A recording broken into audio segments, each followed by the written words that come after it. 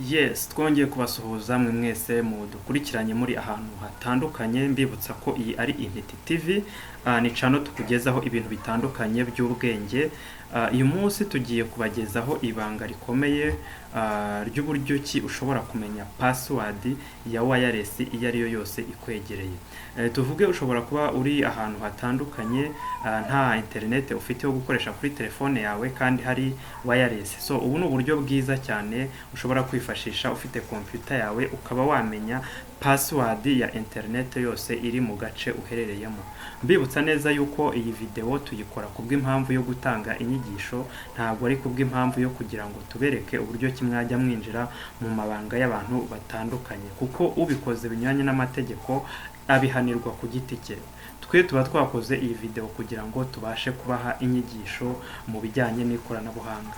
So iyo ushaka kumenya rero password ya internet iyo ariyo yose ikwegereye aho waba uri ahariho hose kuri nosi, ufata computer yawe ukaza mu ahagenewe kwandika ushaka ikintu runaka, then ukandika cmd cyangwa se command prompt, then ugakanda right click ukayifungura as administrator cyangwa se ukayifungura nka admin. Then uhita wandikamo commande zikurikira, wandikamo netish wirun show profile, ubundi ugakanda enter. Ukora uko ushoboye ukabasha kubyandikamo neza, ni netish wirun show profile. So iyo ugerageza kubyandikamo uko bikwiye, muri command prompt ukandikamo netish wirun show profile. So ikiba gikurikiyeho noneho urabona babashije kuduha urutonde rutandukanye rw'ama internet rw'ama wireless ari mu gace mperereyemo. Nk'ubu urabona mu gace mperereyemo harimo internet zigeze kuri enye. So ubu ngubu rero ikiba kigiye gukurikiraho noneho ni ukugenda nerekana password ya buri wireless. Reka mpere kuri iya mbere bita D-Link. Ndandikamo code netish netish wirun show profile. Iyo ugeze ahangaha uhita wandikamo izina rya internet wifuza kumenya password yayo. Reka mpere kuri iriya ya mbere kugira ngo mfate nk'urugero, iyi bita D-Link caps lock, ukandikaho ari amagambo neza 100% nkuko internet uri mu kubona yitwa. Wirinda kwibeshyamo akantu akariko kose, kuko iyo ugize akantu wibeshyamo icyo gihe biba byangiritse, ntabwo biba bigikunze. Urabona ndangije kwandikamo izina rya internet yanjye. So igikurikira nkanda espace, ubundi nkandikamo code key equal clear.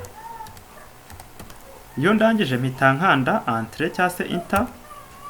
Urabona ko nanditse nabi, habamo ikibazo mu kwibeshya, ndimo nandikamo zino code, niyo mpamvu bitabashije gukunda.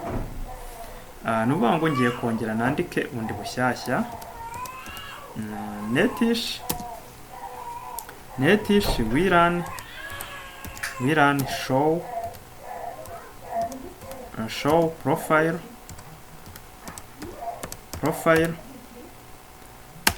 Nkandikamo izina ry'iriya internet, D-Link, nkabyandika exactly nkuko bimeze, kugira ngo mwabibonye ko iyo uramutse wibeshye mu kwandika yuko bidakunda. Bisaba ngo wandike neza with precision, kuko iyo uramutse wibeshyemo akantu gato akariko kose ntabwo biba bigikunze. Igikurikiraho nandika key equal clear, then hahita nkanda enter. Wow, ngira ngo murabibonye hano handitse key content. Iyi niyo password ya wireless yacu ushobora guhita wayinjiza muri systeme. Donc haba ukoresha telefone cyangwa se ikindi cyari cyo cyose, ureba ino wireless bita gutya D-Link, wangiza ugahita wandikamo ino password, ugahita utangira gukoresha internet yawe. reka mfate n'urundi rugero kuko wabonye yuko ari internet nyinshi zitandukanye. Reka mfate wenda indi imwe kugira ngo tubashe gukonfirima neza 100% yuko izi kode zikora uko bikwiye. Turongera twandikemo netish WLAN show profile.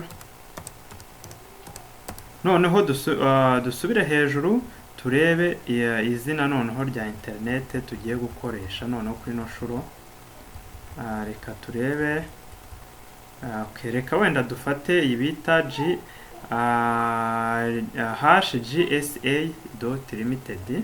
urabona ko ni na company, ni company ituye hafi yanjye. turandikamo izina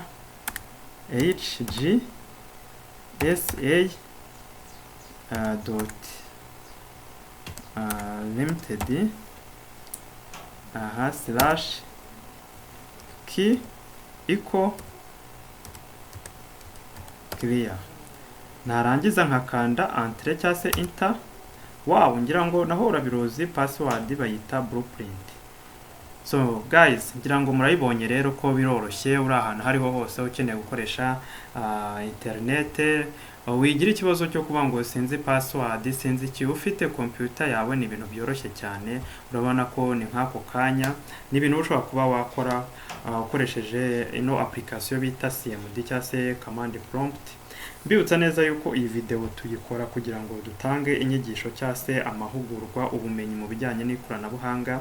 ntabwo dukoze iyi video kugira ngo dutange uburyo bwo kuzajya muderanja cyangwa se abantu batandukanye bangiza ibintu by'abandi. So tuba dukoze video kugira dutange inyigisho. ukoresheje video binyuranye n'amategeko cyangwa se mu buryo butari bwo, icyo gihe arabihanirwa ku giti cye. murakoze cyane rero. ushaka kumenya ibintu bitandukanye birimo ubwenge, ubumenyi, iyi channel bita Intiti TV tuzatunyuza ibintu byinshi bitandukanye byagufasha kongera ubumenyi bwawe, by'umwihariko mu bijyanye n'ikoranabuhanga. ntibibagirwe gukanda subscribe, share ndetse na comment. hari ikintu gitandukanye wifuza ko twazakuganiriraho ku bijyanye n'uburyo ki gikorwamo cyangwa se donc uburyo ubwo ari bwo bwose bujyanye n'ikoranabuhanga, waduha igitekerezo muri commentaire. murakoze cyane.